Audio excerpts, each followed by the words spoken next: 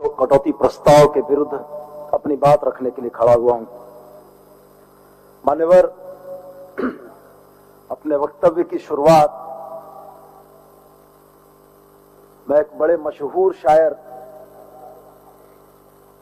मुनव्वर रिजवी कैरानवी के शेर से करना चाहूंगा। नाम सुनने के साथ ही अचानक अलर्ट मोड में आ गए हमारे विपक्षी साथी, इसलिए कि उर्दू का जिक्र आए और इनके कान चौकन्ने ना हो, ऐसा हो नहीं सकता है। तो मान्यवर, ये शेर बड़ा बढ़िया था और बड़ा मौजूद था आज के दौर में, वही मैं इनको पढ़ के सुनाता हूं। ये जब्र भी देखा है तारीख की नजरों ने, लम्हों ने खता की थी, सदियों ने सजा पाई है। इसलिए सुना रहे हैं कि बार बार आपको याद दिलाने की जरूरत है, आपको याद दिलाने की जरूरत है कि जिस नगर विकास विभाग के कटौती के प्रस्ताव को आप लेकर आए हैं, 1 जून 2005 से उस विभाग में जो आपने कारनामे किए, 1 जून 2005 से जो आपने विभाग में कारनामे किए नगर विकास में, उन नगर विकास के आपके कारनामों को सिलसिलेवार में गिनाने आया हूं। मान्यवर, आज जिस शेर पर इनको तकलीफ हो रही है, ये शेर आदरणीय शेर मिल रहा है साहब। मान्यवर, ये शेर साबित करेंगे। मान्यवर, मेरा सदन से आग्रह है कि उनके समय में वो बोले, वो व्यवहार को साबित करेंगे, उसका समय है बोले, हम सुनेंगे। मान्यवर, मेरे जिस शेर पर बड़ी आपत्ति हो रही है ना, अन्य सदस्य भानु जी बस। मान्यवर, मेरे जिस शेर पर आपत्ति हो रही है, ये शेर इन्हीं के वरिष्ठ साथी की किताब का माननीय सदस्य, शेर, शायरी, कविता, गाना, ये सब कंपटीशन टाइप का होता है। जब आपने कह दिया तो दूसरे जो शेर बोलने वाले हैं अपने समय में बोलेंगे। मान्यवर, थोड़ा सा उत्तेजित हो जाता है बोलने के लिए, अपने समय में बोलेंगे। तो आदरणीय सरयू नायक की लिखित पुस्तक है जिसका शीर्षक है कि लम्हों ने खता। मान्यवर, ये लम्हों की खता क्या थी? ये लम्हों की खता ये थी कि तत्कालीन नगर विकास मंत्री आदरणीय रघुवर दास जी ने 1/6/2005 में रांची शहर के सीवरेज और ड्रेनेज की व्यवस्था के संबंध में जो कंसल्टेंसी नियुक्त की गई थी, 2003 में बच्चा सिंह साहब के पीरियड में उस कंसल्टेंसी के कार्यों की समीक्षा करने के लिए एक बैठक बुलाई। 1 जून 2005 को समीक्षोपरांत यह निर्देश दिया गया कि वो कंसल्टेंसी एजेंसी 30 अगस्त तक अपना प्रतिवेदन समर्पित करेगी। मान्यवर, अगले ही दिन 2 जून को बैठक बुलाई गई, बैठक बुलाई गई और उस कंसल्टेंसी कंपनी को रद्द किया गया उसका करार। और सबसे मजे की बात यह है कि उस कंसल्टेंसी कंपनी के साथ करार रांची नगर निगम ने किया था और रद्द किया नगर विकास ने। और मान्यवर, जिस 4 करोड़ की राशि, जिस 4 करोड़ की राशि में रांची शहर की सीवरेज ड्रेनेज व्यवस्था को बेहतर किया जा सकता था, उस 4 करोड़ की राशि के बरस 21 करोड़ 40 लाख रुपया में मैनहर्ट को काम दिया गया। और मैनहर्ट को दिया गया काम इतनी लंबी प्रक्रिया में और इतनी मोटी किताब, एक एक दिन के दस्तावेज, एक एक पत्रों का दस्तावेज इसमें अंकित है। मान्यवर, नगर विकास पर कटौती का प्रस्ताव लाने वाले जब एक उंगली उठाते हैं तो उनको सोचना चाहिए कि 2005 से लेकर 2019 तक आपके लोगों ने जो नगर विकास में बैठे हुए थे, इन लोगों ने क्या क्या किया। मान्यवर, घोटालों की लंबी फहरिस्त है। और अब बात आज इस बात की करते हैं, मैनहर्ट के मामले,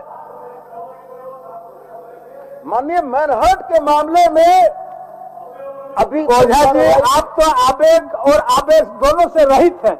आप कहे आवेश में आ जाते हैं। बैठिए मान्यवर, चलिए बोलिए। 2005 से शुरू हुए इस घोटाले के तार आज तक नहीं खुल पाए, आज तक नहीं जुड़ पाए। मैं तो आपके माध्यम से मान्यवर सरकार से यह आग्रह करता हूं कि इस मामले में दूध का दूध और पानी का पानी होना चाहिए। जो लोग दोषी हैं उनको कानून के दायरे में खींचकर लाया जाना चाहिए। मान्यवर, बैठे बैठे बैठे, आप भी बैठिए। चलिए चलिए, माननीय मंत्री जी आप भी बैठिए। बोलिए सुदीप जी। मान्यवर, मैं तो आपके माध्यम से, आसन के माध्यम से सरकार से आग्रह करता हूं कि 1 जून 2005 के इस घोटाले के सूत्रों को खंगालने और तलाशने की जरूरत है और राज्य का, जनता की गाड़ी कमाई से कमाया गया पैसा किन लोगों की जेब में गया है वो जानने की जरूरत है। मान्यवर, विषयांतर होगा इसलिए नहीं बोल रहा हूं। 31 मामले हैं आपके मेरे समक्ष, 31 मामलों को पढ़ के सुना सकता हूं और उस पर भी किताबें लिखी हैं, लेकिन चूंकि संबंधित विभाग नहीं है मान्यवर, इसलिए आज मैं नहीं बोल रहा हूं। हमारे बड़े भाई सीपी सिंह साहब चले गए व्यवस्था का प्रश्न देके। मान्यवर, उनके भी कुछ कारनामे हैं नगर विकास मंत्री के तौर पर।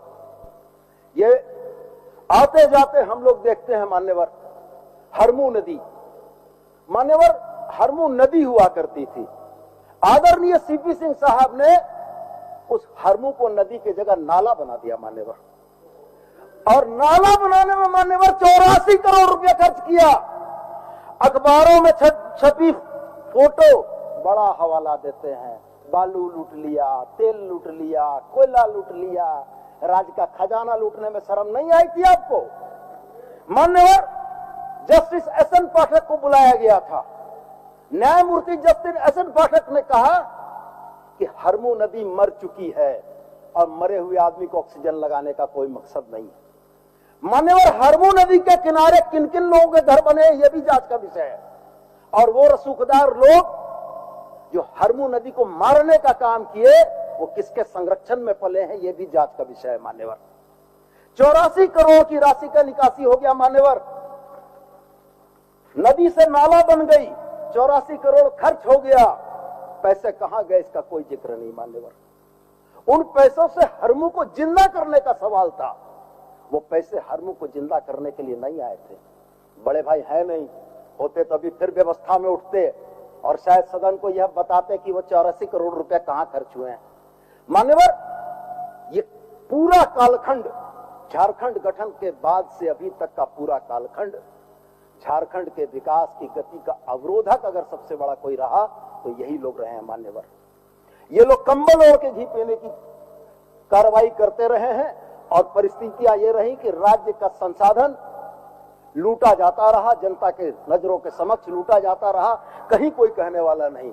तो मैंने कुछ आईना आपको दिखाया है। अब आपने आईना और आईने में अगर अपना चेहरा देख लिया है तो बगैर हेडफोन लगाए हमको अपनी बात कहने दें। मान्यवर, नगर विकास के विभाग में, मान्यवर नगर विकास विभाग में आपका समय में बोलेंगे भानु जी, आपका भी बहुत समय है, आपका 26 मिनट समय है। भाई नवीन 26 मिनट समय है आपका। भाई नवीन जायसवाल जी की बातों को मैं सुन रहा था मान्यवर, और बड़ी गंभीरता से सुन रहा था। नवीन जायसवाल जी बड़े अच्छे वक्ता हैं और सबसे महत्वपूर्ण बात यह है कि हमारे भानु भाई जैसा असत्य भाषण नहीं करते हैं। जब वो बोलते हैं तो उसमें तथ्य होते हैं, इसलिए उनकी बातों को मैं हेडफोन लगा के सुनता हूं, इनकी बातों को तो ऐसे कर लेता हूं। तो मान्यवर, कहते कहते उन्होंने कहा कि जहां भारतीय जनता पार्टी मजबूत थी, जहां झारखंड मुक्ति मोर्चा और कांग्रेस का खाता नहीं खुलता, वहां से हटा दिया। मान्यवर, आपके माध्यम से मैं ये पूछना चाहता हूं कि पंचायतों के चुनाव को गैरदलीय आधार पर कराने में कौन सा डर बैठा हुआ था? नगर निकाय के चुनाव अगर करा रहे थे दलीय आधार पर तो अपने शासनकाल में पंचायतों का चुनाव करा के भी देख लेते हैं ना, सुपड़ा साफ हो जाता। यही डर था जिसके चलते नहीं कराए थे मान्यवर। नवीन भाई ने कहते कहते थोड़ा सा तथ्यों में चूक कर दी। नवीन भाई शायद नहीं है।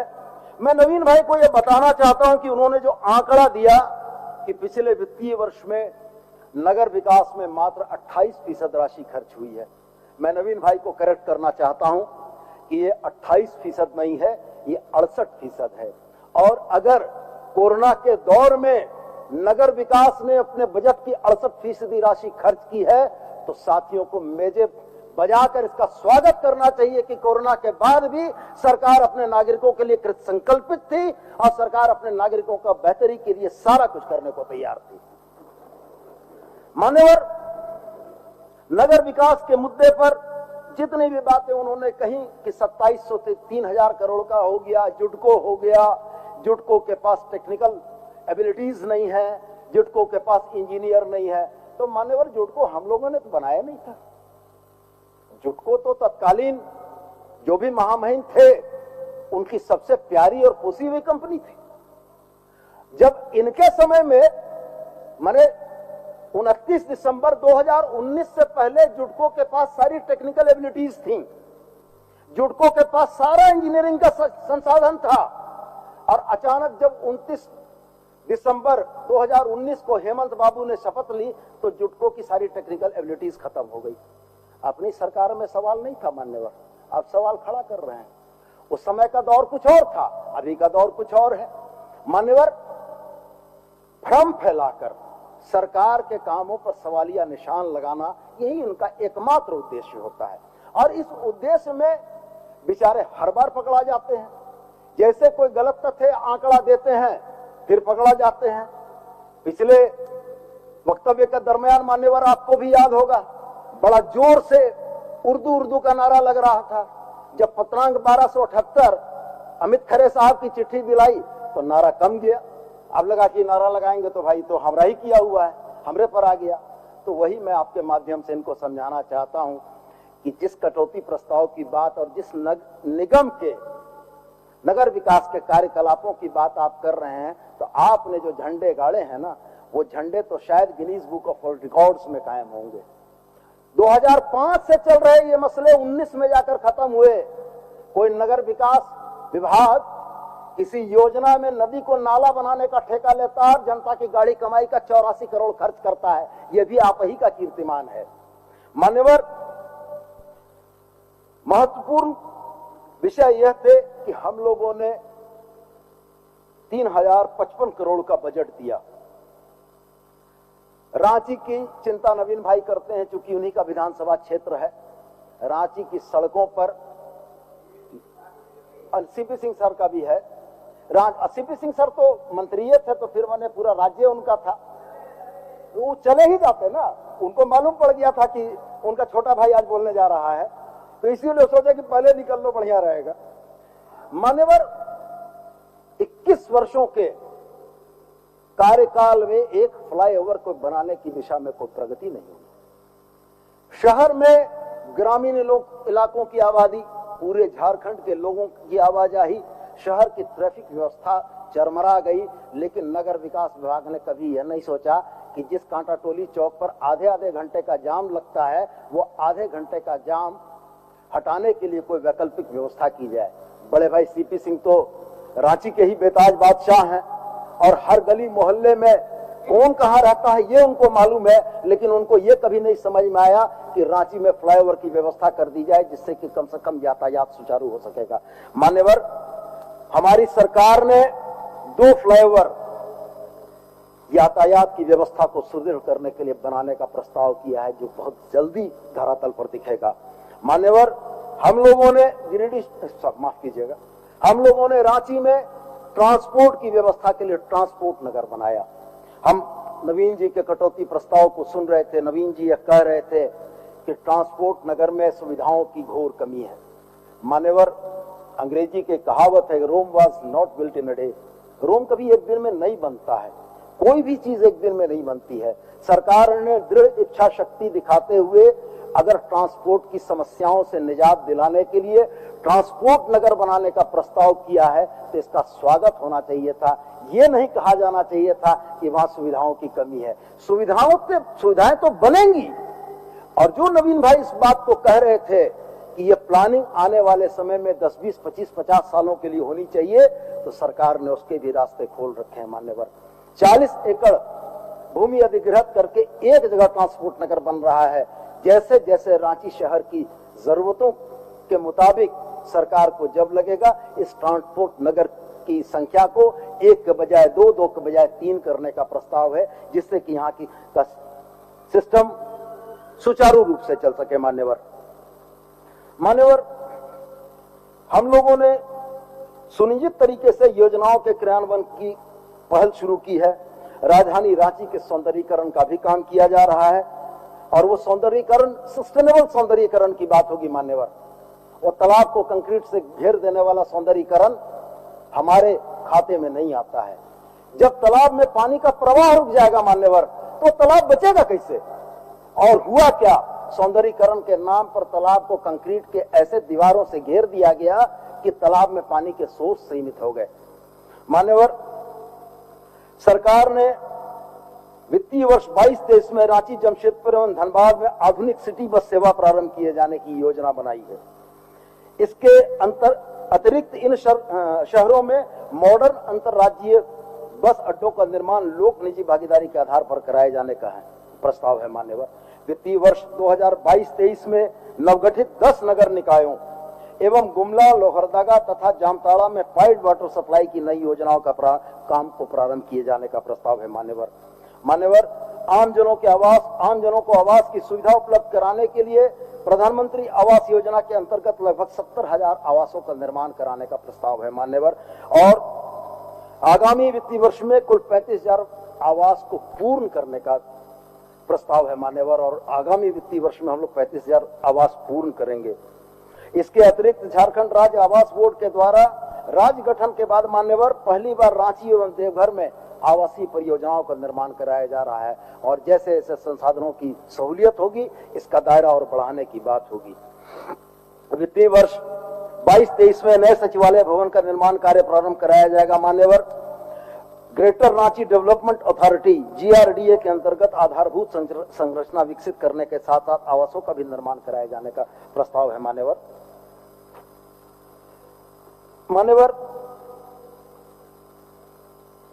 नगर विकास के बाद मैं जरा सा आपका ध्यान आकृष्ट करना चाहूंगा कि मान्यवर नगर विकास में एक महत्वपूर्ण विषय की ओर ध्यान आपके माध्यम से सदन का आकृष्ट करना चाहूंगा कि धीरे धीरे करके झारखंड में भी शहरी आबादी में वृद्धि होती जा रही है और जैसे जैसे ये शहरी आबादी की वृद्धि है, जल्द ये लगता है भानु भाई, बोलिए आप अपने अरे मजा नहीं आएगा, आप अपने बोलिए, भानु जी सुन रहे हैं, चलिए बोलिए, बैठ जाइए ना। राज्य की शहरी आबादी मान्यवर वृद्धि हो रही है, लगभग वो 60 लाख थी जो बढ़कर 2011 में 80 लाख हो गई और अगर उसी परिप्रेक्ष्य में देखते हैं तो 2021 तक आते आते इस आबादी में और वृद्धि हो जाना है, लगभग 1 करोड़ के आसपास चली जाएगी। मान्यवर, अब इस शहरी आबादी के जरूरतों के मुताबिक हमें योजनाओं के चयन और विनिर्माण की आवश्यकता है और उसी के लिए यह पहले से भी प्रयास जारी रहा कि नगर विकास इन चीजों में इन्वेस्ट करे जिन चीजों से कहीं ना कहीं इस बढ़ती हुई शहरी आबादी को भी हम लोग बेहतर तरीके से मैनेज कर सके। मान्यवर, मैं परिवहन विभाग पर आता हूं, समय बचा है, मैं परिवहन विभाग पर आता हूं। मान्यवर, यह भी कीर्तिमान ही है इस देश का कि इस देश के तमाम राज्यों में झारखंड ही एकमात्र ऐसा राज्य है मानवर जिसके पास अपना परिवहन निगम नहीं है। एक कमोबेश वही स्थिति है कि वो केंद्रीय नागरिक उड्डयन मंत्री है ना हमारे सिंधिया साहब, जैसे वो उनका मंत्रालय बना तब तक वो एयर इंडिया जो थी निकल कर टाटा के पास चली गई, तो पूरी दुनिया के एकमात्र विमान मंत्री हैं मान्यवर जिनके पास अपनी कोई सेवा नहीं है। तो इस 21 वर्षों के झारखंड के साथ भी यही है मान्यवर कि यहां पर परिवहन निगम बनाने का कभी कोई प्रस्ताव ही नहीं रहा। जब तक बिहार से हम लोग बटे नहीं थे, 2-3 सालों तक बिहार राजपथ परिवहन की बसें झारखंड के इलाके में भी आती थी और जाती थी। मान्यवर, हम लोगों ने पथ परिवहन निगम, झारखंड पथ परिवहन निगम बनाने का प्रस्ताव किया है और हम अपने नागरिकों को सरकारी दर पर उचित माध्यम से यात्रा का प्रस्ताव देने जा रहे हैं और निश्चित रूप से हम लोग इसको पूरा करेंगे। ये डबल इंजन की सरकार ने परिवहन निगम के तरफ देखा ही नहीं पलट के, ये भी बड़ा आश्चर्य का विषय है। मान्यवर एचईसी परिसर में जगन्नाथपुर मंदिर से पहले 3.5 एकड़ जमीन पर ट्रैफिक पार्क के निर्माण का प्रस्ताव है और एचईसी परिसर में प्रस्तावित ट्रैफिक पार्क के निर्माण को मूर्त रूप दे देना होगा। यह दे देंगे, यह झारखंड का पहले ट्रैफिक पार्क होगा जहां ट्रैफिक नियमों, गाड़ियों की जानकारी के अलावे बच्चों के मनोरंजन की व्यवस्था होगी। आने वाली पीढ़ियों को यातायात के नियमों से अवगत कराना, उनको इस बात में बताना कि यातायात के नियमों का अनुपालन क्यों जरूरी है जीवन के लिए, इन तमाम चीजों की दिशा में यह हमारा एक बड़ा महत्वपूर्ण और बेहतर कदम होगा। मान्यवर, चेक पोस्ट पर वाहनों से मिलने वाले राजस्व में गड़बड़ी के कई मामले सामने आए हैं। इन मामलों से सरकार के राजस्व का नुकसान होता है। चेक पोस्ट पर व्यवस्था को दुरुस्त करने और ऐसे मामलों पर अंकुश लगाने की आवश्यकता है। इसी के मद्देनजर मान्यवर, परिवहन विभाग में इस समय मात्र 2 स्थायी एमवीआई और 11 को संविदा के आधार पर रखा गया है, जबकि 11 जिलों में प्रभार के भरोसे काम हो रहा है। मैं आपके माध्यम से सरकार से यह आग्रह करना चाहता हूं कि सरकार झारखंड के 24 जिलों में स्थायी तौर पर एमवीआई की नियुक्ति करे, जिससे कि गाड़ियों के परिचालन में होने वाली आम जरूरतों से नागरिकों को बचाया जा सके। मान्यवर, राज्य में लगभग 600 करोड़ का टैक्स डिफॉल्ट है। जो भी वाहन चल रहे हैं उन लोगों ने राज्य के राजस्व में 600 करोड़ का जो उनका भुगतान करना था वो नहीं किया था। इस 600 करोड़ के टैक्स डिफॉल्ट को वसूलने के लिए सरकार ने मजबूत कदम उठाए हैं। टैक्स डिफॉल्टरों को नोटिस दिया जा रहा है, वन टाइम सेटलमेंट की व्यवस्था की गई है और इसके उपरांत भी यदि राजस्व नहीं वसूल हो पाता है तो वैसी स्थिति में उनके खिलाफ सर्टिफिकेट केस करने की दिशा में सरकार पहल कर रही है। मान्यवर, भाई अनंत ओझा जी साहबगंज जिला के आर्थिक और सामाजिक विकास हेतु मल्टी मॉडल टर्मिनल के नजदीक इंडस्ट्रियल कम लॉजिस्टिक पार्क का निर्माण प्रस्तावित है। हमको लगता है कम से कम ताली बजा के अनंत भाई स्वागत करेंगे। हमारे माननीय मुख्यमंत्री का क्षेत्र भी वही है, उसका भी कुछ लाभ इनको मिलता है कि भाई साहबगंज जैसे सुदूरवर्ती इलाके में अगर बेहतर संसाधन और बेहतर सुविधाओं को बनाया जा रहा है तो निश्चित रूप से यह राज्य के लिए गौरव की बात है कि हमारा कोई भी सुदूरवर्ती इलाका आधुनिक सुख सुविधाओं से वंचित न रहे।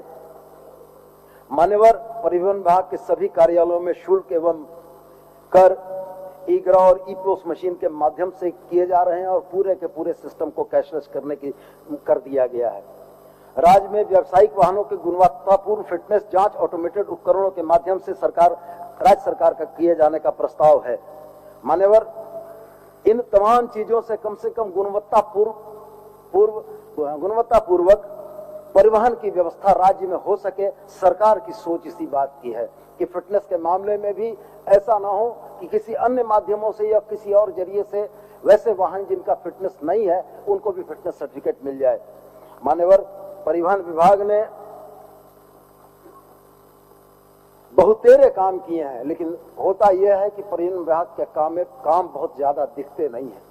कोरोना काल याद होगा मान्यवर, जब जहां तहां फंसे हुए लोग थे और उनको उनके गंतव्य और उनके घरों पर पहुंचाने की आवश्यकता थी, तब परिवहन विभाग पूरी मुस्तैदी और मजबूती के साथ खड़ा था और मजदूरों, छात्रों को पूरे राज्य में हम लोगों ने अपने परिवहन विभाग के माध्यम से घरों तक पहुंचाया। हमारे यहाँ भी संथाल परगना की कुछ बच्चियां फंसी थी, उनके लिए भी बसों की व्यवस्था करनी पड़ी मान्यवर। तो संथाल परगना की उन बच्चियों के लिए, पाकुड़ और लिट्टीपाड़ा की बच्चियां थी, उनके लिए भी हम लोगों ने परिवहन विभाग से मदद लेकर उनको पहुंचाया। मान्यवर, इसके अलावे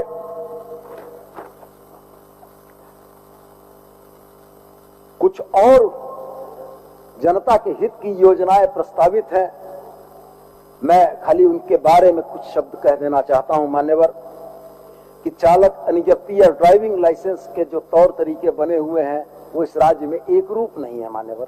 कमर्शियल के तरीके अलग हैं, प्राइवेट के तरीके अलग हैं और कहीं ना कहीं उसमें कुछ विसंगतियां हैं जो आम नागरिकों को उन परेशानियों को झेलना पड़ता है।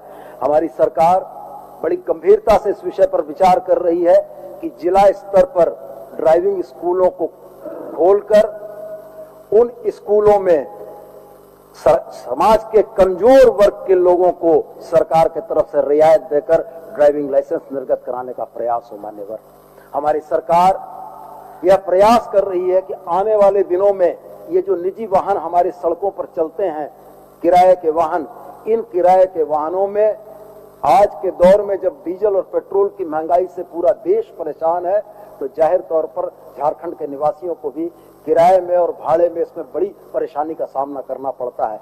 ट्रांसपोर्टर डीजल के बढ़ रहे दामों के आलोक में मनमाने पूर्ण ढंग से किरायों में वृद्धि करते हैं। इसलिए सरकार ने एकदम तर्कपूर्ण व्यवस्था करने का प्रयास किया है कि डीजल के मूल्य बढ़ने के साथ ही उनका किराया बढ़े, और साथ में सरकार का यह प्रस्ताव है कि समाज के वो कमजोर वर्ग जो इसमें यात्रा करते हैं, सरकार उनको कुछ सहूलियत दे। तो मान्यवर, मैं आपके देखने का अर्थ समझ रहा हूं, मेरा समय पूरा हो रहा है। मैं बस आपके माध्यम से सरकार के इस जन लोकहितकारी बजट में विपक्ष के कटौती प्रस्ताव का विरोध करते हुए, समर्थन में अपनी बात कहते हुए अपना वक्तव्य समाप्त करता हूं। जय हिंद, जय झारखंड। धन्यवाद माननीय सदस्य श्री